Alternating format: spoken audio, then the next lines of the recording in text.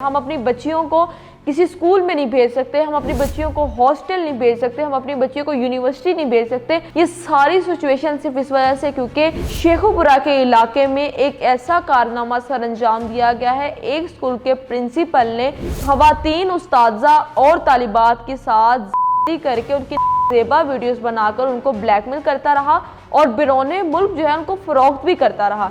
और बताया जाता है कि वो स्कूल जो है वो एक किराए की इमारत में स्कूल को बनाया गया था और जब ये सारा मामला पेश आया तो वो इमारत जो है वो खाली कर दी गई। लेकिन गांव के लोगों में बहुत ज़्यादा खौफ और राज फैल चुका था, वो गुस्से से बेकाबू थे। उन्होंने पुलिस को ये बात बताई, पुलिस ने तहकीक करके उस प्रिंसिपल को गिरफ्तार कर लिया। अगर हम बात करें हम लोगों के स्कूल्स प्रिंसिपल्स या हम लोग के साथ जो सोलमेट्स हैं या हमारे जितने भी उस्तादा हैं, टीचर्स हैं, वो इस तरह के मामला अगर करते रहेंगे तो हम लोग को तो पढ़ाई से दिल उठ जाएगा। कभी किसी यूनिवर्सिटी में एक टीचर ने बच्ची के साथ कर दी, इस तरह कई यूनिवर्सिटीज़ में इस तरह के वाक़यात हमें सुनने को मिलते हैं। अब तक के काफ़ी ज़्यादा केसेस सिर्फ इसी चीज़ के रिपोर्ट होते हैं, के केसेस रिपोर्ट होते हैं, हज़ारों की तादाद में रिपोर्ट होते हैं। इन सब से बचने के लिए हम लोगों को अपनी बच्चियों को महफूज रखना पड़ेगा। नाज़रीन, उस्ताद को बाप का दर्जा दिया जाता है, उस्ताद को दूसरा माँ बाप करार दिया जाता है क्योंकि माँ बाप तो सिर्फ पैदा करते हैं लेकिन बच्चे की तरबियत, बच्चे का मुस्तकबिल जो है वो एक उस्ताद संभालता है। उस्ताद को बाप का दर्जा इसलिए दिया जाता है क्योंकि सारी ज़िंदगी उसने एक बच्चे को तमीज़ भी सिखानी है, उसको पढ़ाना भी है, उसको दुनियादारी भी सिखानी है।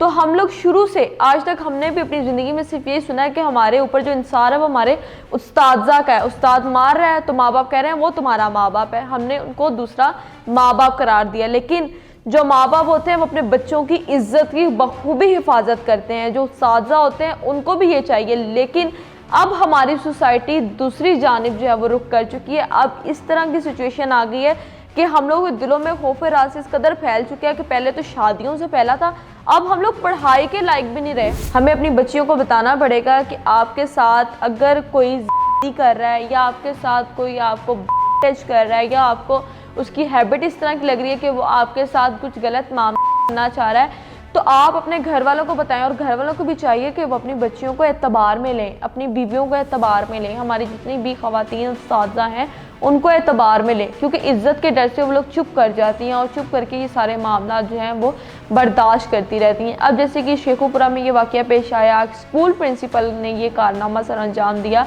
तो कितना ही गलत काम है। हम लोग किस तरह इस सोसाइटी पे एतबार करेंगे, हमारे माँ बाप हम पर किस तरह एतबार करेंगे क्योंकि हम बाहर निकलते हैं, हम लोग माशरे का सामना करते हैं, हम लोगों ने मर्दों में बैठना है। हमारे चाहे वो प्रिंसिपल हैं, चाहे हमारे उस्ताद हैं, चाहे हमारे बॉस हैं या जहाँ भी हम काम कर रहे हैं, हम लोग मेल्स में काम करते हैं।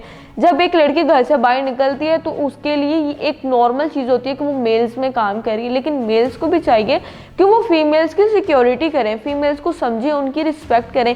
पहले कहा जाता था औरत को माँ का दर्जा दिया जाता है, कहाँ नज़र आता है औरत को माँ का दर्जा। अब नाजेबा वीडियोस बनाकर बिरोने मुल्क फ़रोख्त करने का क्या काम था। अदर कंट्रीज़ में इस तरह की वीडियोस की पेमेंट आपको की जाती है और किराए की इमारत में स्कूल का होना ये आपको एक डिफ़िकल्ट चीज़ नहीं लग रही, एक अजीब चीज़ नहीं लग रही कि अगर आपका स्कूल है, प्राइवेट स्कूल है, जो भी हम निजी स्कूल की बात करें जैसे भी है, वो एक तो प्राइवेट इमारत में हो क्यों सकता है, किराए के घर में क्यों है। किराए के घर में अपने स्कूल बनाने का क्या मकसद है। इसका मतलब है कि उस किराए के स्कूल को सिर्फ लोगों के लिए स्कूल बनाया गया था। अंदर के मामला तो अब सामने आए, पुलिस ने जो कार्रवाई की उसके मुताबिक उस उस्ताद के ऊपर FIR दर्ज हो चुकी है, वो गिरफ्तार भी है।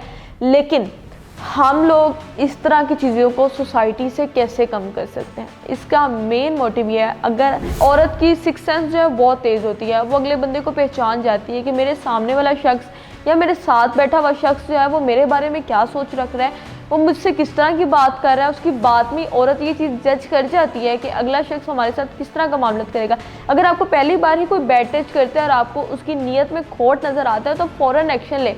मेरा ये ख्याल है कि उन टीचर्स ने जो ये चुप करके बर्दाश्त किया, ब्लैकमेल होती रही, उनको ये सारे मामला पुलिस के हवाले करने चाहिए थे, अपनी फैमिली के हैंड ओवर करने चाहिए थे। उस उस्ताद को इस कदर मारना पीटना चाहिए था जिसने ये कारनामा सर अंजाम दिया और सख्त से सख्त सज़ा इन लोगों को दिलवाई जाए।